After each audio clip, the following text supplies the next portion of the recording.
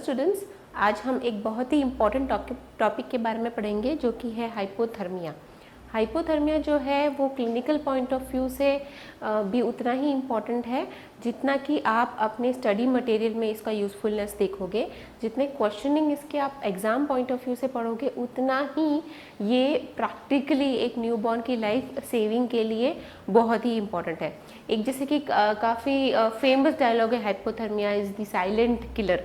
तो ये चीज़ अभी सबको नोन हो गई है कि hypothermia is the silent killer, but पहले ऐसा नहीं था। पहले हर किसी को नहीं मालूम था कि इस तरह से हीट लॉस भी होता है, या फिर जो बेबी है अगर नॉर्मल बेबी भी है, फुल टर्म भी है, तो भी वो इंसेसेंट हीट लॉस कर सकता है या फिर हीट को मेंटेन नहीं कर पाता इतना अच्छे से जितना एडल्ट कर पाते हैं। तो ये hypothermia can also lead to death. ये चीज़ पहले इतनी नोन नहीं थी। अब क्योंकि ये चीज़ नोन है, इसको इतना बड़ा टर्मिनोलॉजी दे दिया है कि साइलेंट किलर है, तो इसको इस पे ध्यान या फिर इस पे फोकस भी बहुत ज़्यादा दिया जाता है। बट देन टू वो माइन्यूट चीज़ें जो कि एग्ज़ाम पॉइंट ऑफ व्यू से इम्पॉर्टेंट है, वो आज हम डिटेल में स्टडी करेंगे। हाइपोथर्मिया कब कहते हैं? जब बॉडी का कोर टेम्परेचर जो है वो 36 डिग्री से नीचे चला जाता है। ठीक है, तो ये तो होगा इन जनरल इसका डेफिनेशन। बट क्योंकि आज हमारा टॉपिक हाइपोथर्मिया इन न्यूबॉर्न है, तो हम न्यूबॉर्न को हाइपोथर्मिया के रेंजेस उसके किस हिसाब से हम डिवाइड करेंगे, और ये जो हाइपोथर्मिया न्यूबॉर्न में विदाउट एनी कोल्ड एनवायरनमेंट क्यों हो जाता है, इसके बारे में हम डिटेल स्टडी करेंगे। हाइपोथर्मिया, ठीक है, हाइपोथर्मिया मतलब हमने देख लिया कि बॉडी का कोर टेम्परेचर जो है वो फॉल हो जाता है। नॉर्मल 36.5 टू 37.5 रहता है इन नियोनेट, और उससे नीचे अगर गया तो हम उसको हाइपोथर्मिया टर्म करेंगे। बट ये क्यों चला जाता है, क्या रीजंस हैं इसके?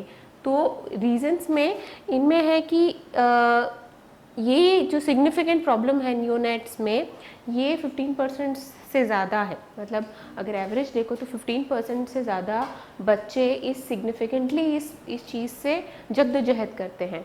इसमें मॉर्बिडिटी और मॉर्टेलिटी का इशू भी काफ़ी ज़्यादा रहता है। अब सबसे इम्पॉर्टेंट बात है कि ये जो है वो प्रिवेंटेबल है। ठीक है, इसीलिए हम इसको काफ़ी ध्यान से पढ़ेंगे, हर एक चीज़ को नोटिस करेंगे कि कहाँ किस जगह पे लैक या फिर लूप होल रह जाता है जहाँ हम इसे मिस कर जाते हैं। तो ये प्रिवेंटेबल है। Lack of professional alertness of health care providers इसकी वजह से होता है। तो ये कौन है? प्रोफेशनल हेल्थ केयर प्रोवाइडर्स, ये लोग हम हैं। तो हाँ, छोटी सी जो चीज़ मिस कर सकते हैं, वो छोटी चीज़ भी आज हम ध्यान से पढ़ेंगे, बारीकी से पढ़ेंगे, ताकि कहीं पे भी कुछ फ्लो में या फिर जो प्रोटोकॉल है उसमें हम मिस ना करें कुछ। अब क्या कॉजेज़ हैं हाइपोथर्मिया के? ठीक है, तो कॉजेज़ में सबसे पहले हम पढ़ेंगे क्या सिचुएशन है जो कि न्यूनेट्स का स्पेसिफिकली हम देख रहे हैं। हम यहाँ पे बाहर बर्फ़ गिर रही है, सर्दी का मौसम है, इस तरह के कोई भी इश्यूज़ हैंडल नहीं कर रहे हैं। हम यहाँ पे इन जनरल नॉर्मली फिजियोलॉजिकली क्या चेंजेस होते हैं एक न्यूबॉर्न में, और उस वजह से हाइपोथर्मिया हो जाता है, वो इश्यूज़ को हम यहाँ पे डिस्कस कर रहे हैं। तो situations causing excessive heat loss पहला रीज़न होगा। वो क्या सिचुएशंस होंगे वो देखेंगे। पुअर एबिलिटी टू कंजर्व, ठीक है, क्योंकि बच्चों का एबिलिटी मतलब खुद का क्षमता है, जो बॉडी की हीट को रिटेन करने की क्षमता होती है, वो बच्चों में पुअर होती है या फिर कम होती है। और thirdly most important is poor metabolic heat production. तो जो अंदर हम खुद हीट प्रोड्यूस कर सकते हैं वो भी बच्चों में पुअर होती है, मतलब बहुत कम होती है। तो ये रीजंस को हम डिटेल में पढ़ेंगे कि ये रीजंस क्या क्या है, या फिर ये सिचुएशंस क्या क्या हो सकती है। सबसे पहला हमने जो देखा, situation causing excessive heat loss.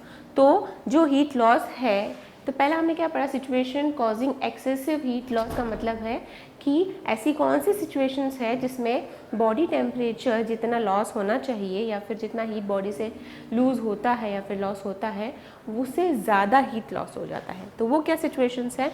वो सिचुएशन में कोल्ड एनवायरनमेंट, जैसे कि नॉर्मली हमारे दिमाग में आता है कि ठंडी का सीज़न है। ठीक है, तो सबसे पहले हमने रीज़न देखा कोल्ड एनवायरनमेंट, इसको हम रूल आउट करेंगे। ठीक है, वेट और नेकेड बेबी, क्योंकि बेबी बॉडी फ्लूइड से, मदर के एमनियोटिक फ्लूइड से कवर्ड रहता है, तो बेबी वेट रहता है।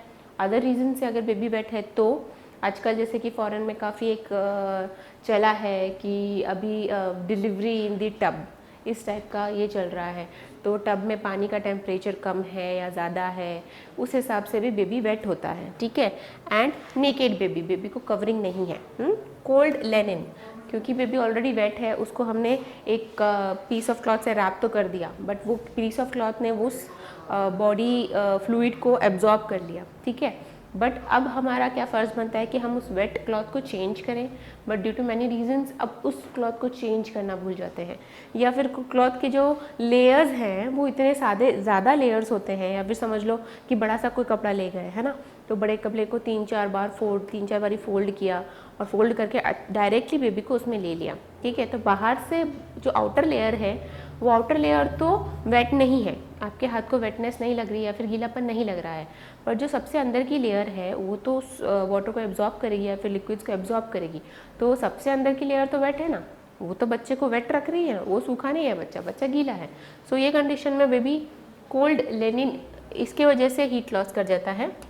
ड्यूरिंग ट्रांसपोर्ट, जब बेबी को डिलीवरी रूम या फिर ओटी या फिर जैसे ऑपरेटिव रूम से एक रूम से दूसरे रूम की से ट्रांसफ़र करते हैं या फिर ले जाते हैं, या फिर जहाँ डिलीवरी हुई वहाँ से दूसरी जगह पे ले जाते हैं, तो वो जो ट्रांसपोर्ट है उस ट्रांसपोर्ट के वक्त बेबी को वो केयर या फिर वो उस तरह से उसको कवर नहीं किया जाता प्रॉपरली, तो इस तरह से एनवायरनमेंट में उसका हीट लॉस हो जाता है।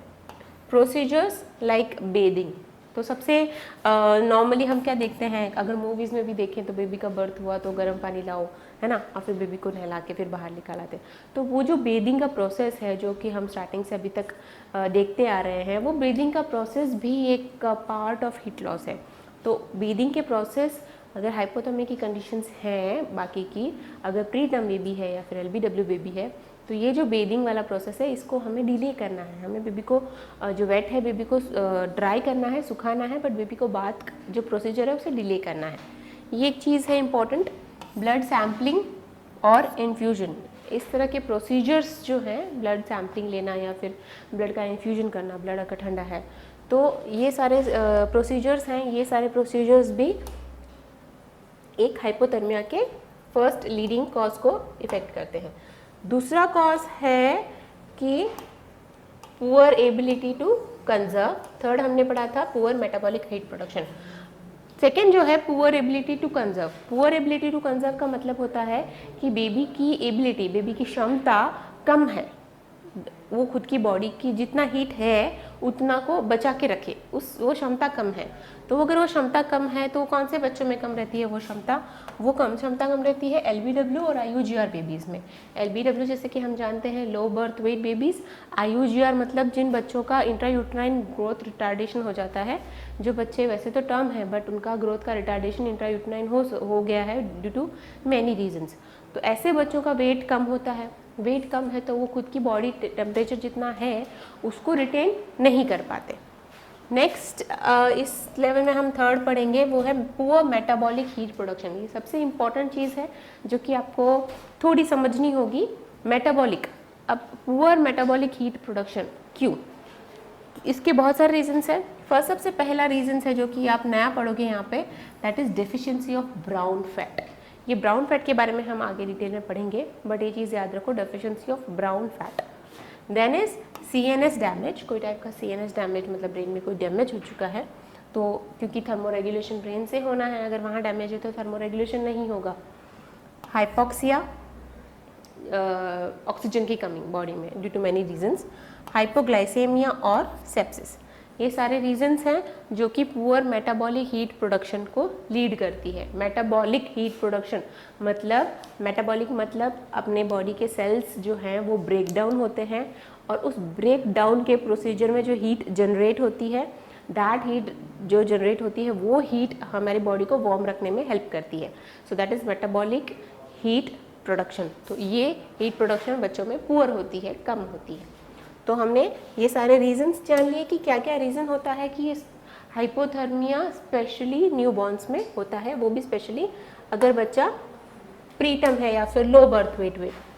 अब why are newborns prone to develop hypothermia, जैसे कि हम बार बार डिस्कस कर रहे हैं, larger surface area per unit. Larger surface area per unit body weight, मतलब कि बेबी का जो बॉडी वेट है, वजन है, उस टाइम पे बॉडी वेट के हिसाब से जो सरफेस एरिया है वो ज़्यादा है। ठीक है, बॉडी का वेट उतना नहीं है जितना ज़्यादा उसका बेबी का सरफेस एरिया है। Second is limited heat generating mechanism, that is non shivering thermogenesis. ये एक और इम्पॉर्टेंट चीज़ है जो हमें याद रखनी है, जो कि हम आगे और डिस्कस करेंगे। जैसे कि हमने बोला हमें ब्राउन फैट याद रखना है, वैसे ही हमें नॉन शिवरिंग थर्मोजेनेसिस याद रखना है। नॉन शिवरिंग थर्मोजेनेसिस का क्या मतलब होता है? नॉन शिवरिंग मतलब कि आपने नॉर्मली देखा होगा कि जब हमें ठंडी लगती है तो हमारी बॉडी कांपने लगती है, शिवर करने लगती है। ये हम खुद कांपते नहीं हैं, हम अपने आप को नहीं बोलते लो कांपो, नहीं ना, वो ठंडी लगती है हम कांपते हैं। हम कांपते हैं, ये फिनोमेना इसीलिए है कि जब शिवर करती है बॉडी, शिवर करती टाइम जो मसल्स होते हैं, मसल का एक्शंस होता है, उसमें प्रोटीन का जो ब्रेकडाउन होता है या फिर मसल में सेलुलर ब्रेकडाउन होता है, जैसे कि हम कहते हैं मेटाबॉलिक ब्रेकडाउन होता है, मेटाबॉलिज्म होता है। उस मेटाबॉलिज्म में ब्रेकडाउन की वजह से हीट प्रोडक्शन होती है और वो हीट प्रोडक्शन हमें वापस से गर्माहट देने में हेल्प करती है। बच्चों में ये नॉन शिवरिंग थर्मोजेनेसिस होता है कि बच्चों में ठंड जो लगती है उसमें बच्चे शिवर नहीं करते। तो आपको नहीं समझेगा, जैसे कि अगर बड़े को ठंड लग रही तो बड़ा शिवर करने लगेगा, बच्चे शिवर नहीं कर सकते, उनमें नॉन शिवरिंग थर्मोजेनेसिस होता है, इसीलिए उनका पता नहीं चलता। vulnerability to getting exposed, being dependent on others। vulnerability का मतलब है कि एक तरह का लाचारी जिसे कह सकते हैं, क्योंकि बच्चा अपने पे डिपेंड है, एडल्ट्स पे डिपेंड है, तो खुद से नहीं कुछ कर पाता कि उसको एक जगह पे अगर ठंडी लग रही है तो वो उठ के दूसरी जगह पे चला जाए। ये वाली चीज़ें ना, ये नहीं हो सकता, क्योंकि वो हमारे पे या फिर अदर्स पे डिपेंड होता है। तो इसीलिए न्यूबॉर्न्स जो होते हैं ये प्रोन होते हैं हाइपोथर्मिया डेवलप करने के लिए। अब LBW या फिर स्मॉल फॉर डेट बेबीज मतलब कि फुल टर्म हमें पता तो है, बट फुल टर्म के बावजूद बच्चा छोटा लग रहा है या बच्चे का बर्थ वेट जो है वो कम है, LBW है, तो उन सब बेबीज़ में और ज़्यादा डिफ़िकल्टी होगी, क्योंकि उनमें तो और ज़्यादा लार्जर सरफेस एरिया है than term babies. Poor insulation है, लोअर सबक्यूटेनियस फैट है, क्योंकि उनमें फैट डिपोजिशन जो होता है बेबीज़ में लास्ट ट्राइमेस्टर में डिपॉजिट होने लगता है। तो अगर LBW है या फिर प्रीटर्म बेबी है तो लास्ट फ्यू जो मंथ्स में जहाँ फैट जितना एडिक्वेटली डिपॉजिट होना चाहिए था वो नहीं हो पाता, इसीलिए यहाँ पे पुअर इंसुलेशन होता है। मोर परमिएबल स्किन, क्योंकि स्किन डेवलप नहीं होती है तो वो हीट को आसानी से लॉस करती है। डिक्रीज्ड ब्राउन फैट, ये ब्राउन फैट बार बार हम पढ़ रहे हैं, बार बार मैं नोटिस करवा रही हूँ क्योंकि एक नया फंडा है। Poor physiological response to cold, ठंड से जो फिजियोलॉजिकल रिस्पॉन्स बड़ों का आता है वो यहाँ पे नहीं आता। Early exhaustion of metabolic stores like glucose, तो जो मेटाबॉलिक स्टोर्स होते हैं ग्लूकोज, जो ब्रेकडाउन से हीट जनरेशन करेंगे या फिर मेटाबॉलिक प्रोसेस में हेल्प करेंगे, वो स्टोर बेबी में स्टोरेज उसका कम होता है, क्योंकि वो अभी जस्ट बर्थ हुआ है, उसके पेट में कुछ है नहीं, खाया पिया शुगर्स है नहीं, उसके पास जो ऑलरेडी स्टोर है उतना ही है, तो वो ब्रेकडाउन अगर हो गया तो एक्सेस कहाँ से लाएगा, तो पुअर मेटाबॉलिक स्टोर। अब जो है हम बार बार हीट लॉस की बात कर रहे हैं, तो ये हीट लॉस बेबी को कहाँ कहाँ से हो सकता है, क्या क्या चीज़ें हैं जिससे बेबीज़ में हीट लॉस होता है। तो सबसे पहला है बेबी में इवेपोरेशन जिसे हम कहते हैं, तो ये हो गया इवेपोरेशन, ठीक है।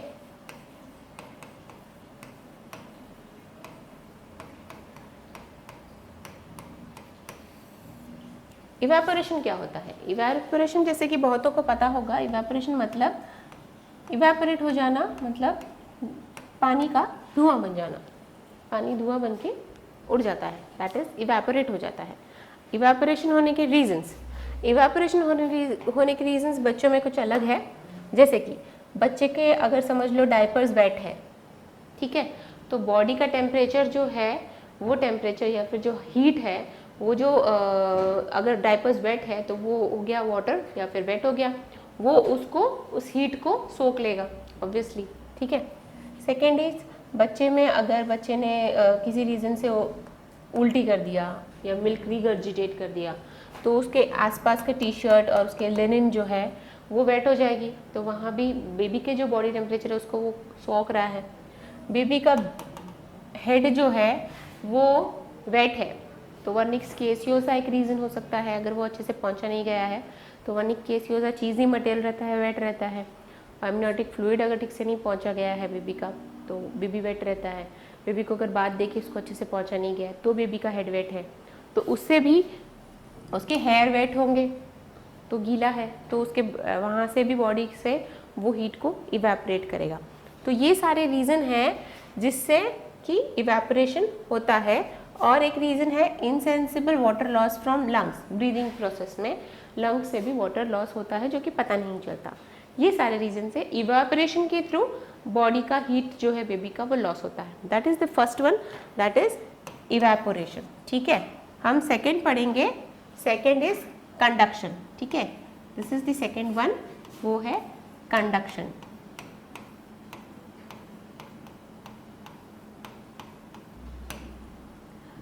कंडक्शन, कंडक्शन क्या होता है? ठीक है, कंडक्शन वो होता है जब बॉडी का टेम्परेचर दूसरे सरफेस से टच होने के बाद में वो जो सरफेस है अगर ठंडा है तो वो जो ठंडा सरफेस बॉडी का जो वार्मथ है उसको अपनी तरफ कंडक्ट करेगा, that is conduction.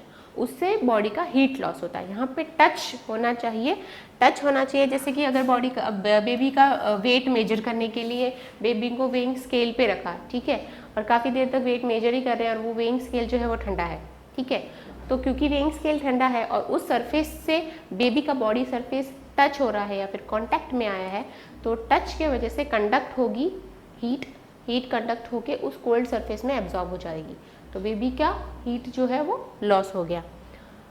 Cold hands, examiner के जो हाथ हैं वो अगर ठंडे हैं तो उससे भी कंडक्शन होगा, कंडक्शन की वजह से बेबी का हीट लॉस होगा।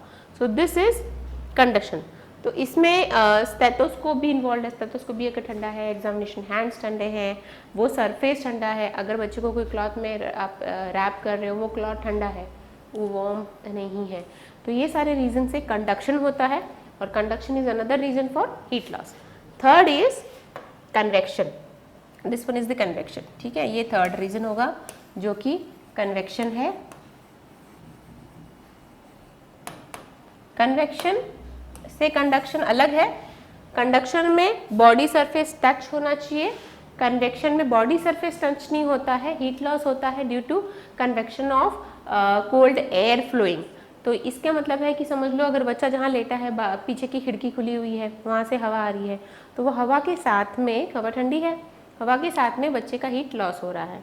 बच्चा जहाँ सो रहा है ऊपर पंखा है, पंखा चालू है, पंखे की जो हवा है उस एयर के वजह से कन्वेक्शन की वजह से बेबी का हीट जो है वो लॉस हो रहा है।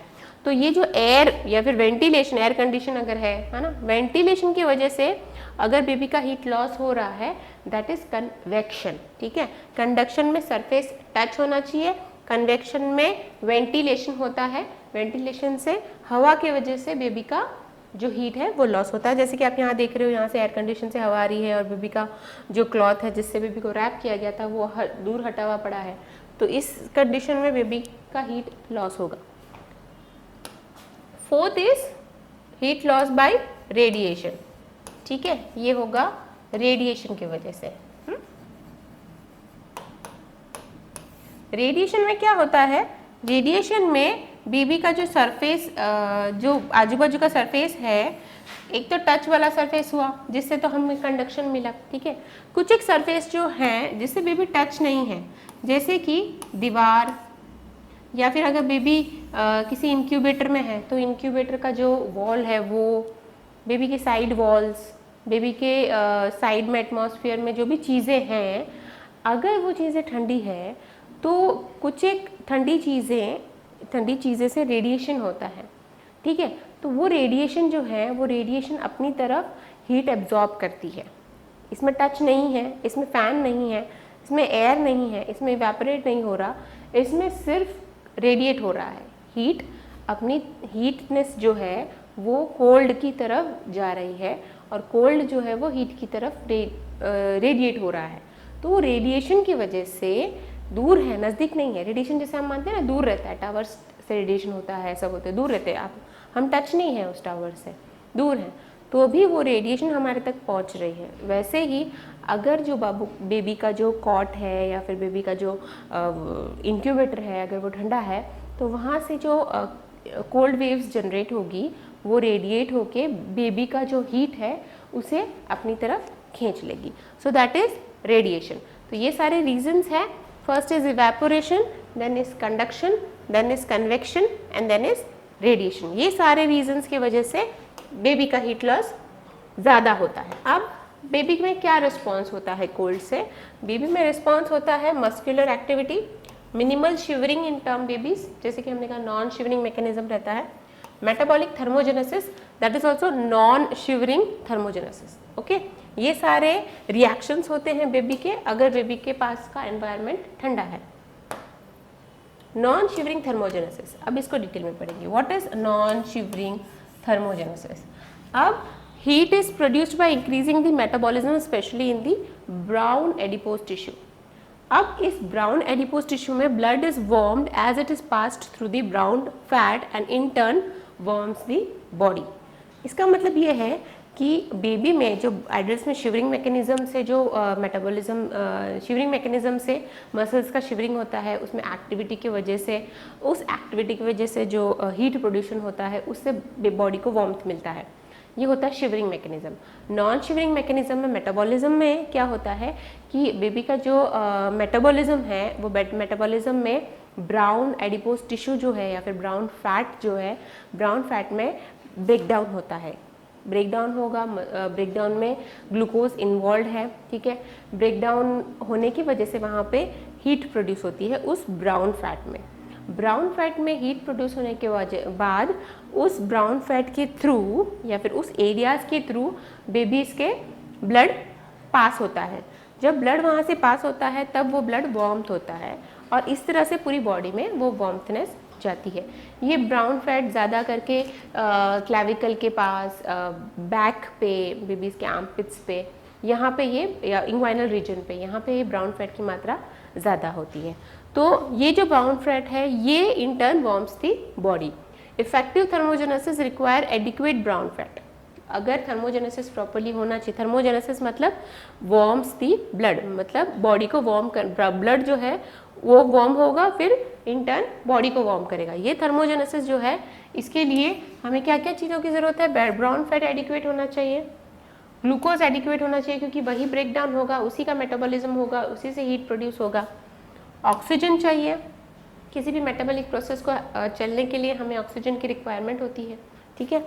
एंड इंटैक्ट CNS पाथवेज, क्योंकि थर्मो रेगुलेशन जो होना है वो रेगुलेटरी सेंटर्स जो है वो CNS में है, इसीलिए इन सब चीज़ों की ज़रूरत है हमें प्रॉपर थर्मोजेनेसिस होने के लिए। इसीलिए इसे हम कहते हैं नॉन शिवरिंग। इसमें मसल्स की एक्टिविटी नहीं होगी इसलिए शिवरिंग नहीं होता है। That is non shivering thermogenesis जो कि ब्राउन फैट की वजह से होता है। न्यूट्रल थर्मल एनवायरनमेंट, अगर टेम्परेचर जो है, रेंज ऑफ टेम्परेचर जो है एनवायरनमेंट में वो न्यूट्रल है, वो तो इन्फेंट अपना बॉडी टेम्परेचर नॉर्मली मेंटेन रख सकता है least amount of PMR and oxygen consumption के साथ। मतलब कि अगर बेबीज़ जो हैं अगर न्यूट्रल थर्मल इन्वायरमेंट में जैसे टेम्परेचर का कुछ अप्स एंड डाउन ज़्यादा नहीं है तो बेबी अपने बॉडी को कैसे वार्म रखता है कि उसका नॉर्मल टेम्परेचर जो है वो मेंटेन रखने के लिए उसको temperature change not more than 0.3 for skin and fall of 2 degree Celsius 25% heat generated.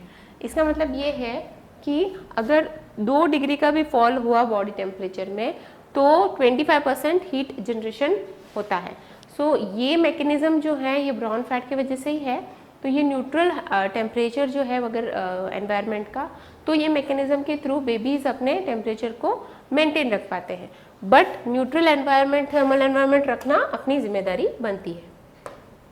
Temperature recording, अभी सबसे पहला एस्पेक्ट हम अगर उसको डायग्नोसिस की तरफ जाएं तो सबसे पहला एस्पेक्ट आता है टेम्परेचर।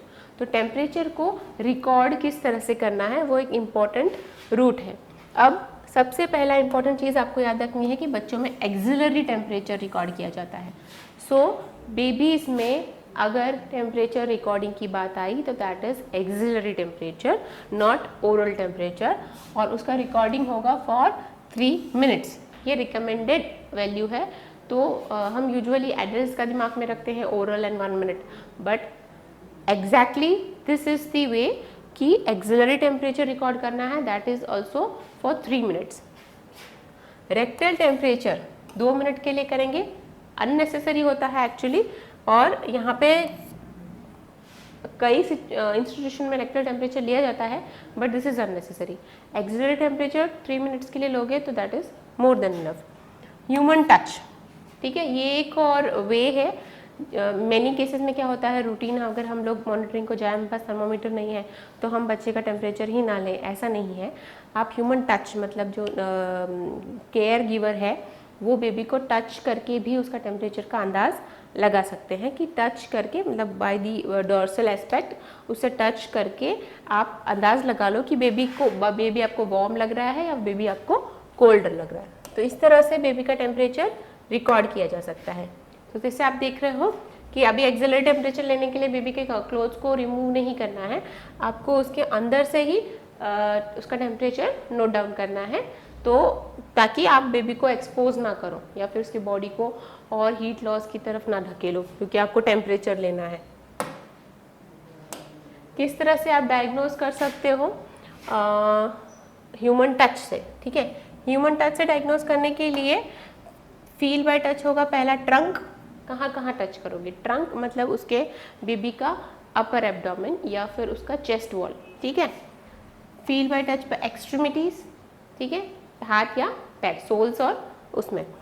अब अगर आपको ट्रंक वार्म फील हो रहा है, एक्सट्रीमिटीज वार्म है मतलब गर्म है, गर्म मतलब ठीक है नॉर्मल टेम्परेचर लग रहा है आपको, तो इंटरप्रिटेशन होगा कि वो बेबी नॉर्मल है।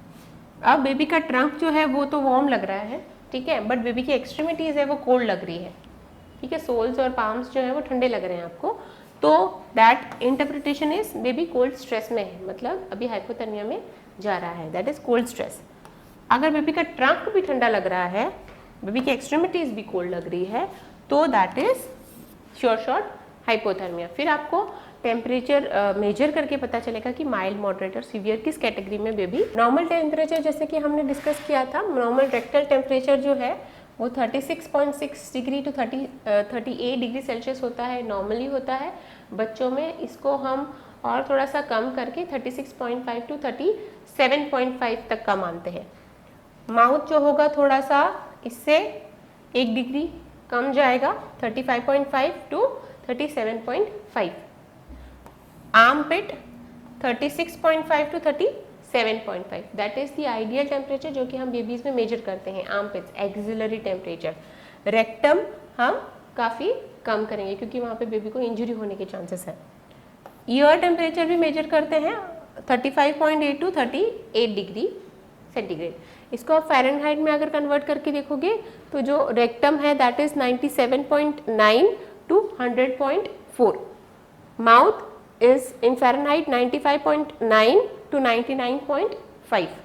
वहीं पे आर्म पिट्स लिखोगे तो 97.8 degree Fahrenheit to 99.5 degree Fahrenheit. अब अगर हम इसका एक्सिलरी टेम्परेचर, जैसे कि हमने नोट डाउन किया कि हमें एक्सिलरी टेम्परेचर नोट डाउन करना है, उसके बाद जो टेम्परेचर रेंज हमारे पास आया उससे हम डिवीजन करेंगे कि बेबी का टेम्परेचर जो है वो किस रेंज में आता है, नॉर्मल सी में आता है या फिर उसको कोल्ड स्ट्रेस है या फिर हाइपोथर्मिया में गया बच्चा। तो क्या रेंज है?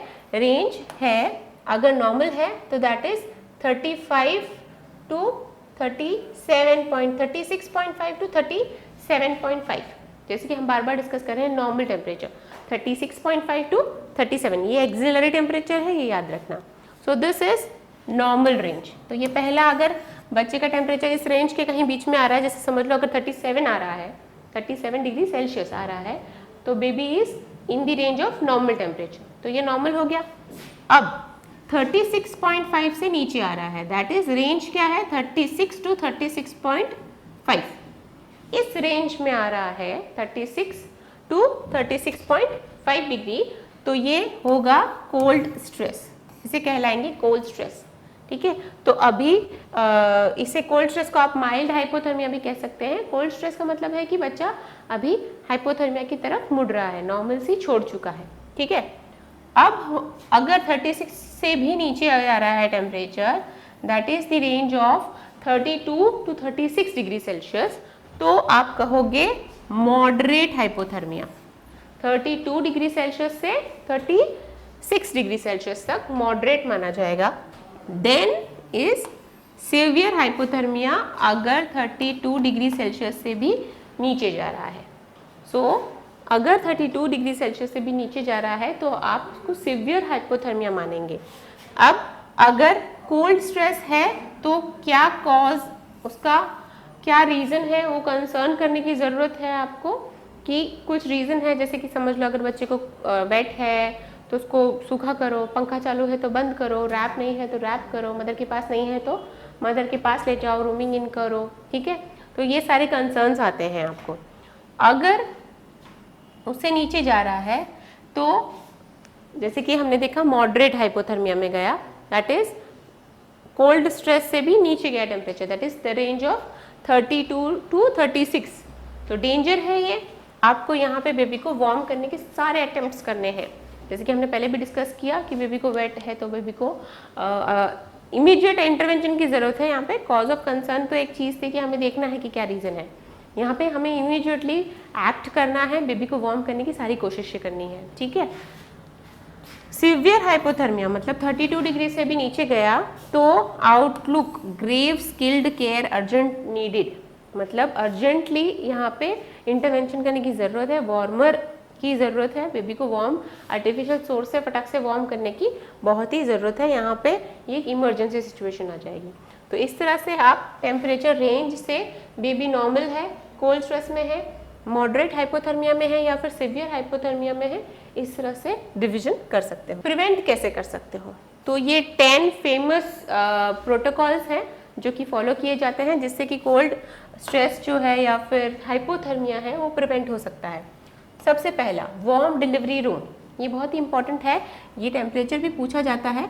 25 डिग्री सेल्सियस से ज़्यादा होना चाहिए डिलीवरी रूम का टेम्परेचर, ठीक है।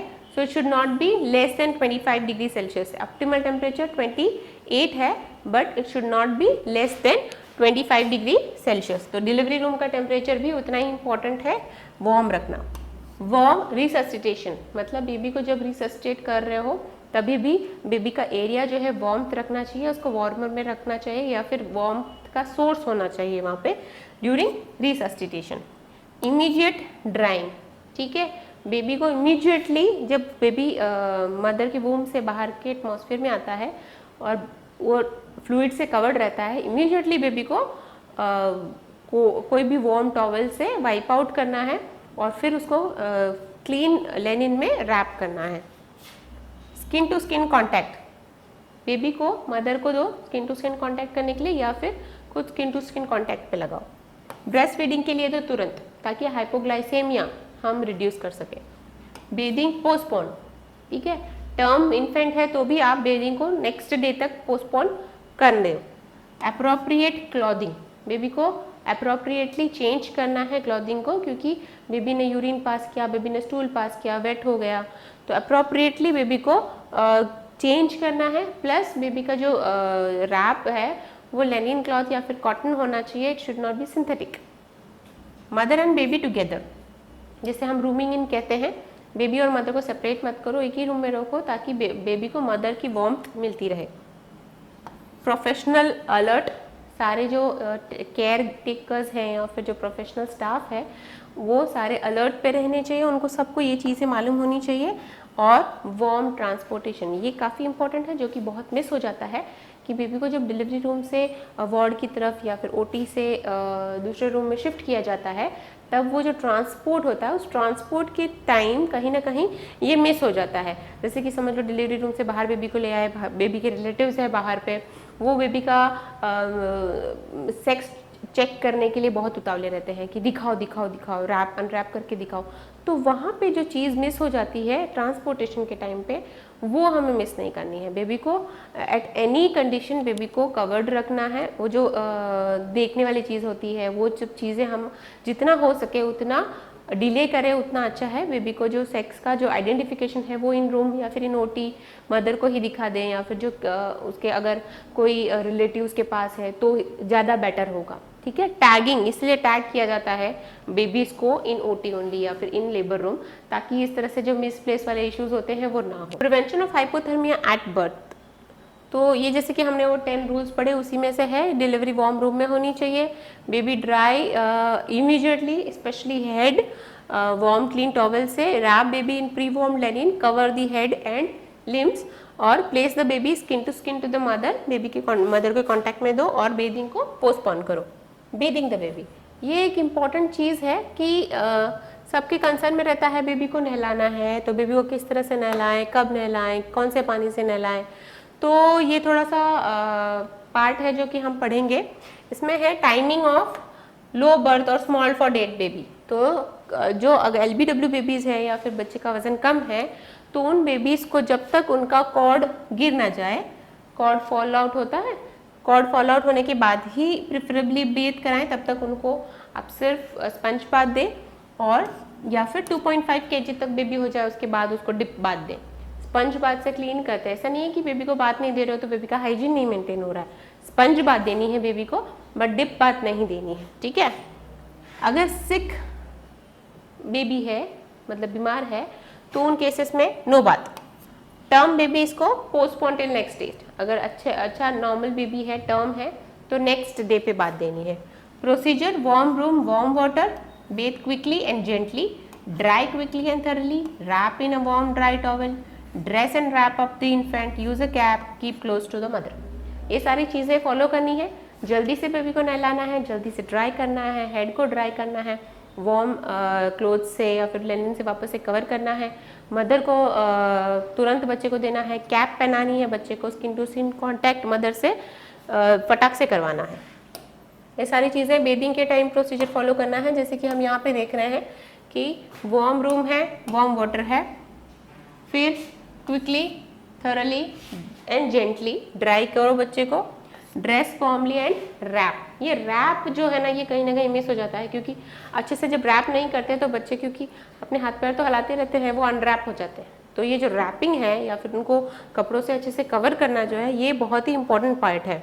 Give to the mother and breastfeed, ये जो चीज़ है ये बेदिंग के प्रोसीजर को कैसे फॉलो करना है उसको दर्शाती है। अब एक important topic that is KMC। ये काफ़ी बार एग्जाम्स में भी पूछा जाता है, काफ़ी फॉलो हो रहा है, काफ़ी इंपॉर्टेंट है, काफ़ी फायदेमंद भी पाया गया है हाइपोथर्मिया के केसेस में। कैंगरू मदर केयर, ये क्या होता है? कैंगरू मदर केयर जो होता है ये टेम्परेचर मेंटेन करने के लिए, reduce the risk of apnoea, मतलब जो ब्रीदिंग डिफिकल्टीज होती है, reduce the risk of infections को भी रिड्यूस करता है, baby cry less and स्लीप्स better. ऐसा माना गया है कि जब कैंगरू मदर केयर में होता है तो बच्चा कम रोता है और ज़्यादा सोता है। ठीक है, facilitates breast feeding, breast feeding को काफ़ी अच्छा एनवायरनमेंट मिलता है।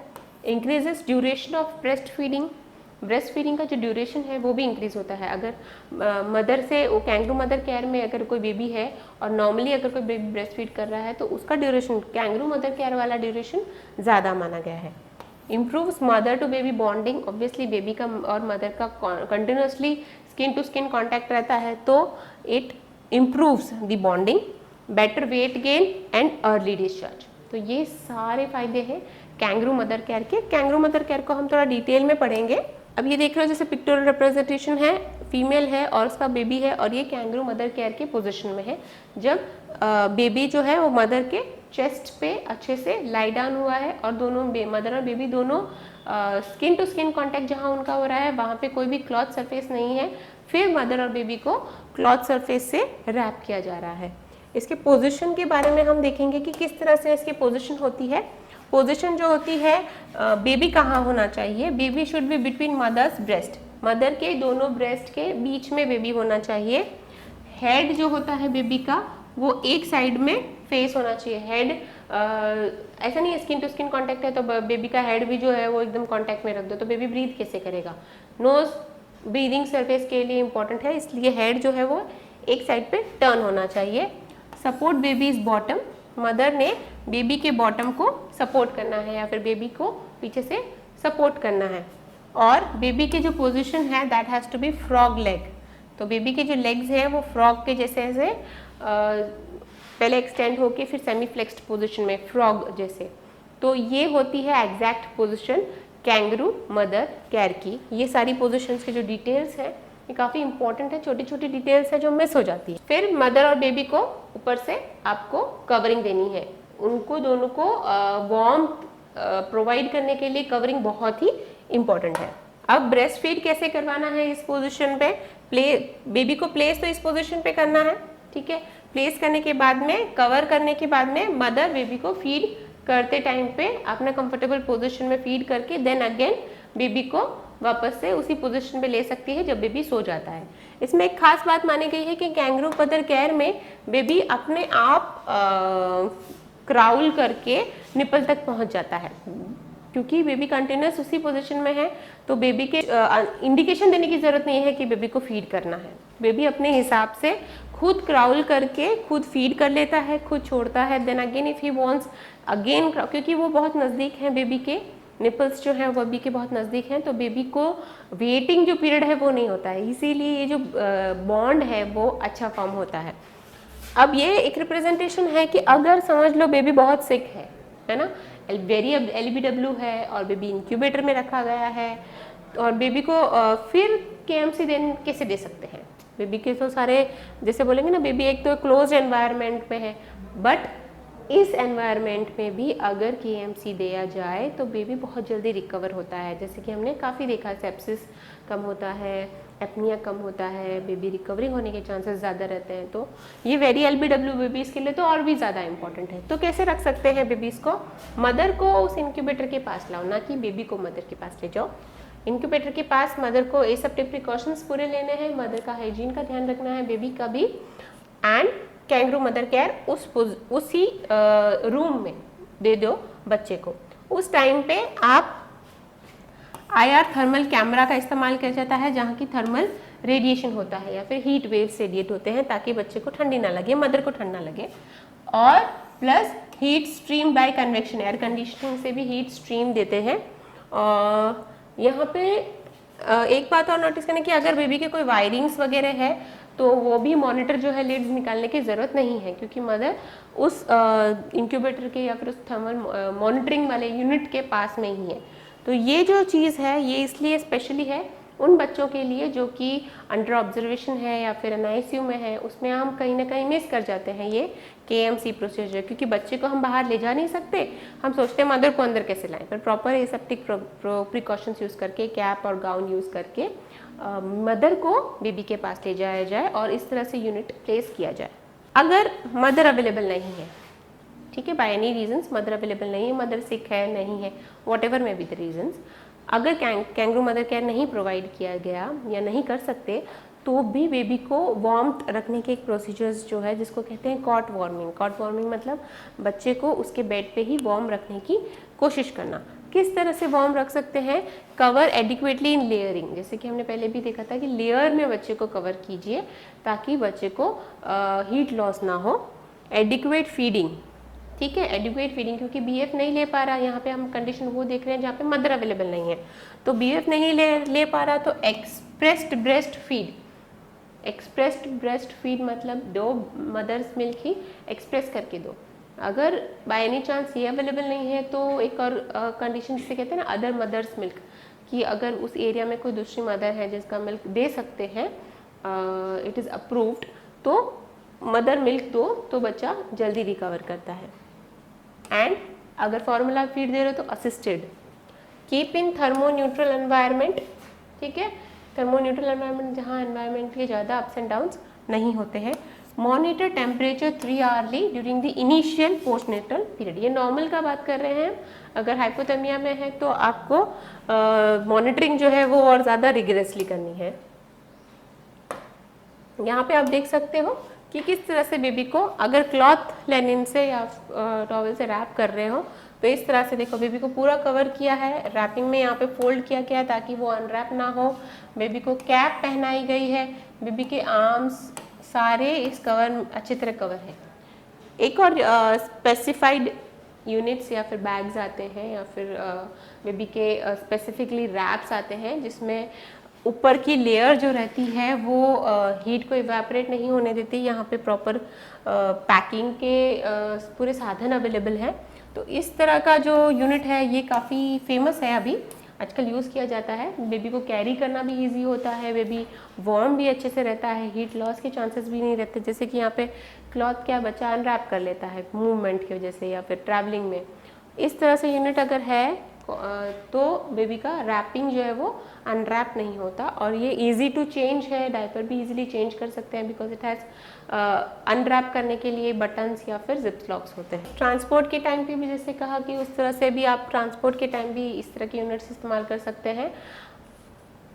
और एक यूनिट इस्तेमाल कर सकते हैं ट्रांसपोर्ट के टाइम पे, जिसे हम कहते हैं कि थर्मोकोल बॉक्स यूज़ करते हैं या फिर जिसमें प्री वार्म्ड लेनिन हो, मतलब उसकी जो क्लॉथ थर्मोकोल बॉक्स के अंदर गर्म किए हुए टॉवल्स रख के, फिर गर्म मतलब वार्म किए हुए टॉवल्स रख के फिर बेबी को उसमें प्लेस करके फिर उसे ट्रांसफ़र करो, क्योंकि थर्मोकोल जो है वो हीट को रेडिएट नहीं करता, इवेपोरेट नहीं करता। टेम्परेचर को स्टेबलाइज होने दे बेबी के ट्रांसपोर्टेशन करने के, ये उस टाइम के लिए है जब बेबी को ड्यू टू एनी रीजंस आपको एक हॉस्पिटल से दूसरे हॉस्पिटल में ट्रांसफ़र करना पड़ रहा है due to many reasons. Treatment cause भी एक रीज़न हो सकता है।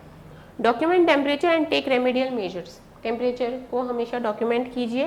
Carry close to chest, baby को चेस्ट से क्लोज करके या फिर प्रॉक्सिमिटी रख के या पास रख के फिर कैरी कीजिए। If possible in kangaroo position, जो कैरी कर रहा है अगर वो मदर, क्योंकि मदर नहीं जा पा रही या फिर मदर लाई डाउन पोजिशन में है या फिर मदर बेबी के पास नहीं है, तो फिर बेबी को अगर मदर है पास में तो मदर के कैंगरू को मदर केयर में देना है या फिर मदर को कैंगरू पोजीशन में देके कैरी करो, या फिर जो दूसरा अगर केयर टेकर है वो बच्चे को कैंगरू पोजीशन में कैरी करे। जैसे कि हमने डिस्कस किया, थर्मोकोल बॉक्स और प्लास्टिक शीट्स का इस्तेमाल कर सकते हैं या फिर water filled mattresses with thermostat, जिसमें जो वाटर रहता है वो वार्म रहता है, वो मैट्रेसेस रहते हैं उसके अंदर वार्म वाटर की सप्लाई रहती है। थर्मोस्टैट मतलब टेम्परेचर कंट्रोल करने की, रेगुलेट करने की मशीन रहती है, उससे बेबी जो है वो वार्म रहे। Science and symptoms of hypothermia. अब हाइपोथर्मिया हम कैसे डिटेक्ट करेंगे, क्योंकि बेबी तो बोल नहीं पा रहा, तो उसके लिए है पेरिफेरल वासो कंस्ट्रिक्शन। पेरिफेरल वासो कंस्ट्रिक्शन होता है बेबीज में क्योंकि पेरिफेरी में हीट नहीं पहुंचाती, तो वहाँ का जो ब्लड है वो मोर इम्पॉर्टेंट ऑर्गन्स की तरफ पुश किया जाता है, वो क्योंकि ब्लड जो है उसमें ब्राउन फैट से वार्म हुआ है, तो वो जो इम्पॉर्टेंट ऑर्गन्स है वहाँ पे वो ब्लड को पुश करते हैं। तो इम्पॉर्टेंट ऑर्गन्स पे पुश करने की वजह से जो एक्सट्रीमिटीज़ हैं वो बेबी के कोल्ड हो जाते हैं, that is because of peripheral vasoconstriction. तो आपको क्या सिम्टम्स दिखाई देंगे या signs and symptoms, that is acrocyanosis, blue extremities दिखाई देंगी, कोल्ड एक्सट्रीमिटीज़, टच करने पे कोल्ड होगा, mottling, decreased peripheral perfusion.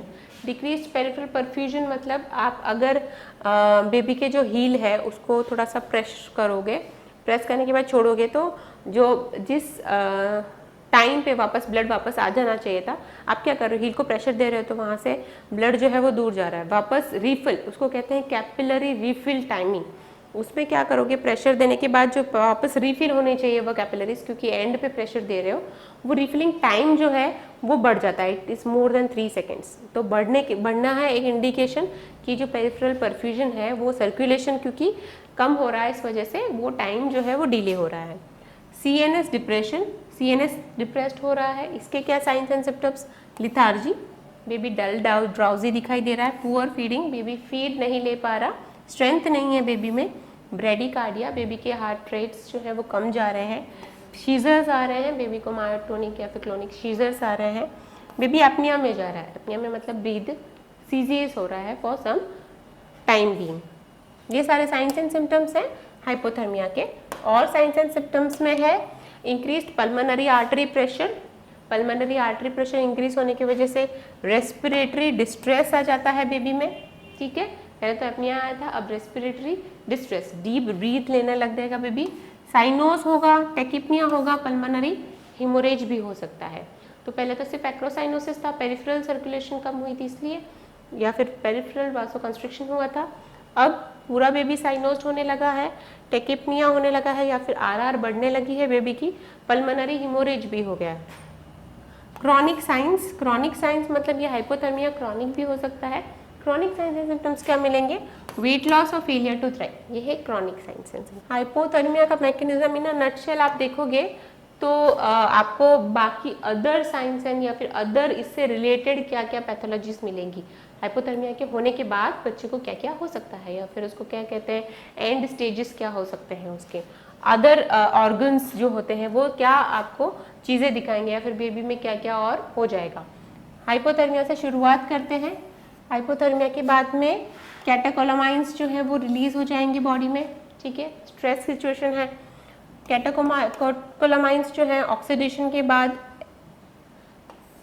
Release of FFE, उसके बाद में बिलिरुबिन को डिस्प्लेस कर देगा एल्बुमिन से अटैच नहीं हुआ तो बिलिरुबिन एक्सेस हो जाएगा और हाइपर बिलिरुबिनेमिया मतलब बेबी पेल, जॉन्डिस या फिर येलोइश दिखाई देने लगेगा, ठीक है। BMR जो है मेटाबॉलिज्म जो है वो रेट जो है वो इंक्रीज हो जाएगी। BMR इंक्रीज होने की वजह से जो ग्लूकोज लेवल्स हैं वो ऑक्यूपाई हो जाएंगे या फिर ब्रेक डाउन हो जाएंगे, तो बेबी में हाइपोग्लाइसेमिया हो गया, ठीक है। Other is pulmonary and peripheral वासो कंस्ट्रिक्शन, क्योंकि ब्लड को पुश किया जाता है इंपॉर्टेंट ऑर्गन्स की तरफ। सो इसमें होगा इंक्रीज O2 रिक्वायरमेंट, और O2 रिक्वायरमेंट बढ़ने की वजह से anaerobic metabolism, glycolysis, hypoxemia, metabolic acidosis. अब इस मेटाबॉलिक एसिडोसिस की वजह से CNS एंड कार्डियक डिप्रेशन हो जाता है। सो ये एंड रिजल्ट्स है। देन सर्फेक्टेंट प्रोडक्शन कम हो जाता है, इसकी वजह से भी यही चीज़ें होती है, anaerobic metabolism, glycolysis, hypoxemia, metabolic acidosis. Result is CNS and cardiac depression.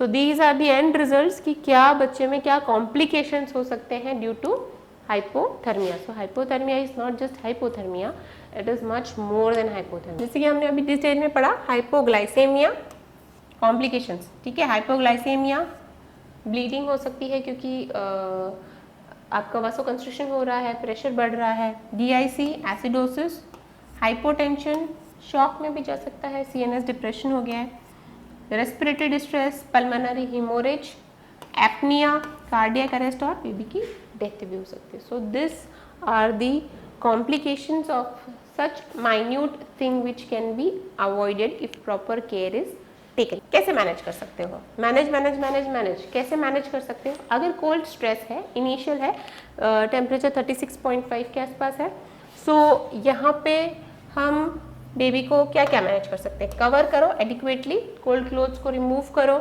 Replace with warm clothes. Warm room जो है वो वार्म होना चाहिए, बेड वार्म होना चाहिए। Take measures to reduce heat loss, किस वजह से हीट लॉस हो रहा है इसका डायग्नोसिस करो और उसे रिड्यूस करो। Ensure skin to skin contact with the mother, kangaroo mother care दो। इफ नॉट पॉसिबल, मदर और बेबी को फुल्ली कवर रखे, बेबी को मदर के पास में रखो। ब्रेस्ट फीडिंग ये बहुत इंपॉर्टेंट है क्योंकि ये नेक्स्ट चीज़ जो हाइपोग्लाइसेमिया है उसको रिड्यूस करती है। मॉनिटरिंग बहुत ही इंपॉर्टेंट है। Axillary temperature every half hourly, जैसे कि हमने देखा नॉर्मल बेबी का हम 3 आवरली दे रहे थे, यहाँ पे एवरी हाफ आवरली, जब तक बेबी का टेम्परेचर 36.5 डिग्री ना पहुँचे, ठीक है। यहाँ तक पहुँचने के बाद में आप थोड़ा सा उसको इतना रिग्रेस लेते हैं, उसके बाद उसको आवरली करो।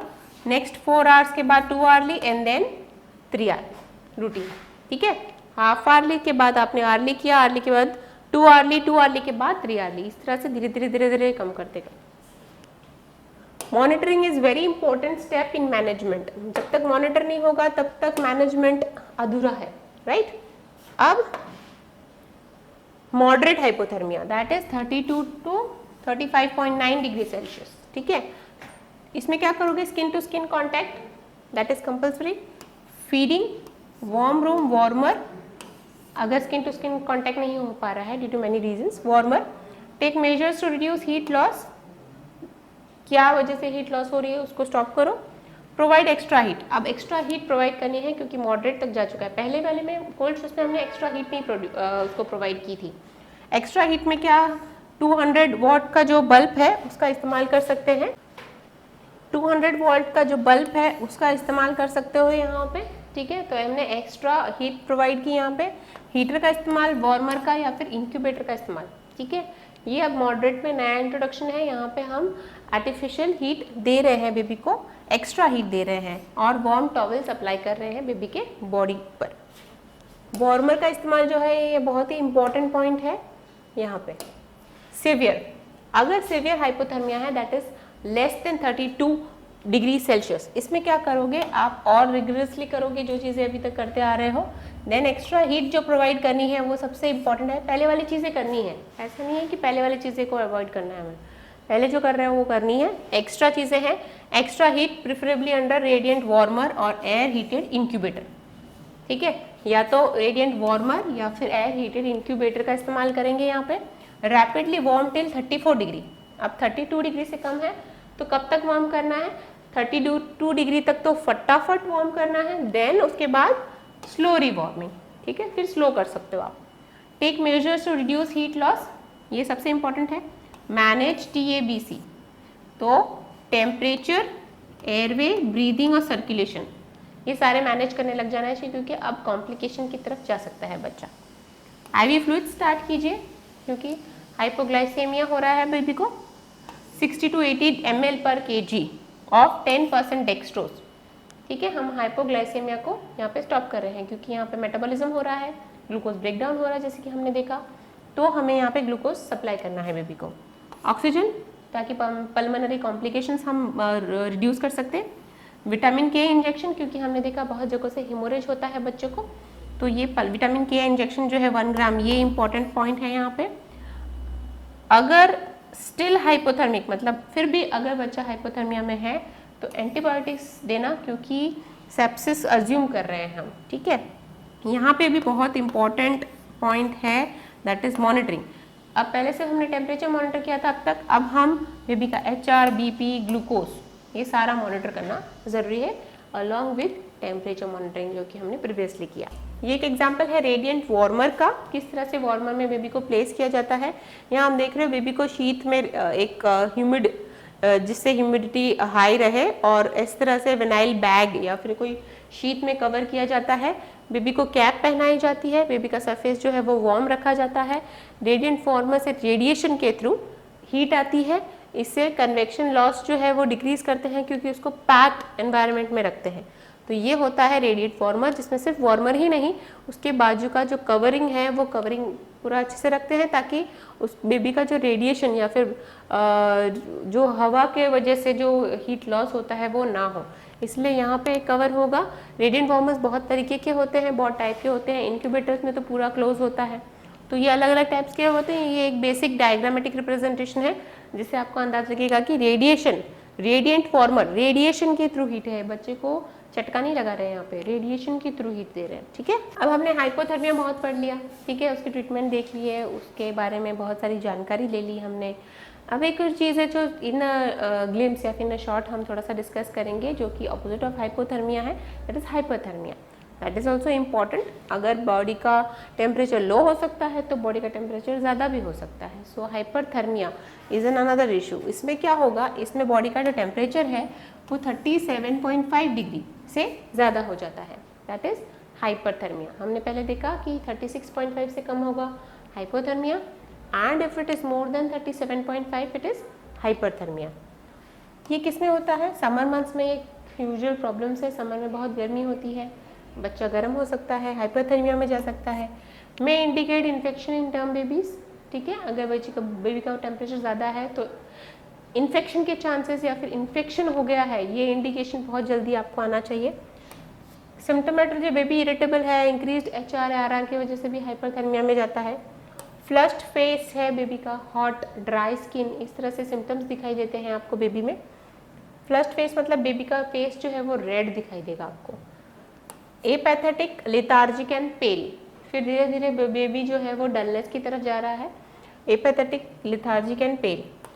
फिर again the last stupor, coma, convergence if temperature is more than 41 degree. अगर 41 डिग्री टेम्परेचर से डिग्री सेल्सियस से टेम्परेचर बढ़ जाता है तो बेबी को सीजर्स मतलब कन्वर्जेंस भी आ सकते हैं।